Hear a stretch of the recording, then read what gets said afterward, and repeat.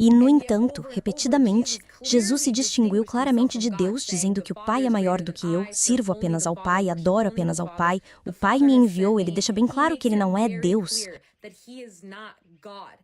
Esta mulher não é muçulmana, ela é Elizabeth Bird, uma devota estudiosa cristã que passou anos estudando escrituras antigas e história religiosa.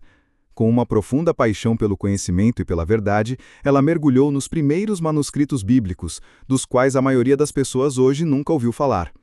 Ao examinar esses textos antigos, ela começou a descobrir algo verdadeiramente inesperado. O que ela descobriu foi que os ensinamentos de Jesus nesses primeiros escritos eram profundamente diferentes do que é ensinado na maioria das igrejas modernas. De acordo com sua pesquisa, o Jesus das Escrituras antigas foi um humilde mensageiro da paz, pregando amor, compaixão e bondade entre as pessoas, mas nunca afirmou ser Deus. A razão pela qual o cristianismo não faz sentido é porque não é uma religião criada em torno dos ensinamentos de Jesus. É uma religião que foi criada com uma narrativa específica em mente. E então eles simplesmente remodelaram os ensinamentos de Jesus para se encaixar nessa narrativa. Não vamos esquecer que Jesus teve um movimento poderoso que não era com medo de ser morto, de ser perseguido, e isso era uma grande ameaça para Roma. Então o que eles fizeram foi se colocar à frente do movimento e criar uma religião que ainda o serviria no final. Como eles fizeram isso? Deificando Jesus e fazendo-o parecer igual a Deus. E ainda assim, repetidamente, Jesus se distinguiu claramente de Deus, dizendo que o Pai é maior do que eu, sirvo apenas ao Pai, adoro apenas ao Pai, o Pai me enviou. Ele deixa bem claro que ele não é Deus. Diz que eu e o Pai somos um, mas isso não é o mesmo que ser igual a Deus. E ainda assim, 300 anos depois, Roma e um bando de pais da igreja primitiva criaram um credo e colocaram Jesus na Santíssima Trindade, o que não separou de dele, porque agora nunca poderemos ser como ele, que é o que eles querem. Porque se eles tivessem milhões de pessoas cristãs andando por aí tendo o mesmo efeito que Jesus teve, então todo o seu sistema entraria em colapso. E então o que eles fizeram foi criar essa separação, e novamente, não com base nos ensinamentos de Jesus. Eles remodelaram e deram a você outras interpretações desses ensinamentos para ajudá-lo a ter um pouco de paz de espírito. Mas se você ler apenas Jesus diretamente, fica muito claro que ele nunca disse que era Deus. Para Elizabeth, essa percepção não foi apenas surpreendente, foi profundamente perturbadora. Como poderia a mensagem central de amor e humildade ser substituída por doutrinas que giram em torno do sangue divino, morte sacrificial e redenção através do sofrimento? Movida pela necessidade de respostas, ela começou a fazer a difícil pergunta: de onde vieram todas essas mudanças drásticas?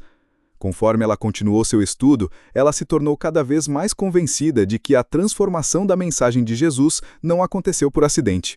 Ela foi introduzida deliberadamente, e no coração dessa transformação, ela encontrou uma figura controversa: Paulo. Em sua visão, Paulo foi quem alterou o caminho original. Ele introduziu novas ideias e reformulou a imagem de Jesus de uma forma que se alinhava mais com os conceitos teológicos greco-romanos do que com a autêntica mensagem espiritual do cristianismo primitivo. Ela até se referiu a Paulo como um falso profeta, uma frase que ela acredita ter sido sugerida em vários escritos iniciais. Para ela, a influência de Paulo se tornou o ponto de virada, a fonte de uma mudança teológica que moldaria o cristianismo por séculos. As descobertas de Elizabeth geraram controvérsia e curiosidade.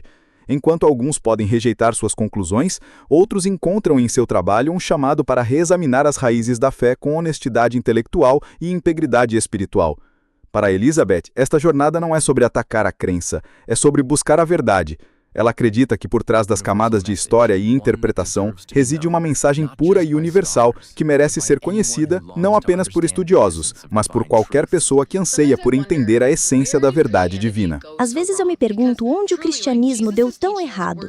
Porque verdadeiramente, como os ensinamentos de Jesus eram tão bonitos, amar o próximo, compaixão, perdão, boas obras, o reino estando dentro de você, Deus sendo este Pai amoroso, todas essas belezas, e ainda assim, a versão que temos hoje é fixada em sangue, sacrifício, e expiação, e pecado, e honestamente, todo esse ritual pagão soando besteira que eu simplesmente não entendo onde estamos errados. E então eu lembro Ah, sim. Paulo é onde deu errado. Vocês não têm ideia de quantos cristãos eu ouvi dizer: bem, você não pode ter Jesus sem Paulo, e vocês são absolutamente loucos. Ele pode provavelmente ser o falso profeta sobre o qual Jesus alertou que viria em seu nome e distorceria os ensinamentos. Vocês acham que está chegando agora, como se não, ele estava falando com seus discípulos naquele período de tempo. Paulo começou a ensinar seu evangelho, que era o que ele chamava de seu evangelho, 20 ou mais anos depois da morte de Jesus, certo? Então o movimento estava vivo e bem por mais de 20 anos antes de Paulo aparecer. E eu tenho 24 anos, então é muito tempo. É toda a minha vida para eu conhecer uma versão do cristianismo antes que algum cara aparecesse, tivesse algumas visões, afirmasse que ele tinha a verdadeira mensagem de Jesus mais do que o seu próprio irmão Tiago, mais do que os discípulos que o conheciam na vida real. É honestamente loucura. Tenho lido um livro chamado Paulo e Jesus, de James Tabor, que estuda esse assunto há cerca de 40 anos, provavelmente ainda mais agora. E ele levanta um ponto interessante de que precisamos ler o Novo Testamento de trás para frente, onde precisamos começar com os ensinamentos de Paulo, que remontam a, eu acho, 50 DC ou talvez até 30 DC, não sei. E então você pode ver como sua teologia se infiltrou nos evangelhos canônicos de Mateus, Marcos, Lucas e João, porque eles são de cerca de 60 DC, e você vê todas as semelhanças. Não deve ser lido na ordem em que está, porque Paulo influenciou fortemente o que foi incluído na Bíblia. Porque, novamente, o cristianismo queria uma teologia unificada, e não doutrina e texto para viver, e não era isso que estava acontecendo. Havia muitos cristianismos naqueles primeiros 100 anos após a morte de Jesus, e, novamente, apenas apontando que, antes que ele viesse distorcer tudo, havia uma versão do cristianismo por aí que não tinha nada a ver com sua visão, suas revelações, e estava muito mais alinhada com o que Jesus realmente ensina. Mas, infelizmente, Paulo tinha laços com o povo romano, pois ele era um cidadão romano e tinha conexões. E eu acho que, por alguma razão, eles empurraram seus ensinamentos gentios, para o primeiro plano, e meio que usaram aqueles do Novo Testamento. E é realmente lamentável, porque realmente não sabemos no que aqueles primeiros cristãos acreditavam. Eles os eliminaram. Eles praticamente os mataram, porque, novamente, eles queriam unidade. E destruíram seus ensinamentos, destruíram seu texto, e apenas empurraram o que estava alinhado com a narrativa deles. E Paulo acabou sendo a turma, a planta, que eles usaram para criar essa versão do cristianismo. E, honestamente, 6 das 13 epístolas ou cartas que são atribuídas a Paulo nem sequer foram escritas por Paulo. Então, obviamente, as pessoas apenas estavam dando tapas no nome dele. Ele se tornou uma figura de autoridade com uma mensagem completamente diferente, e qualquer coisa que se alinhasse a essa mensagem era como, sim, isso é Paulo.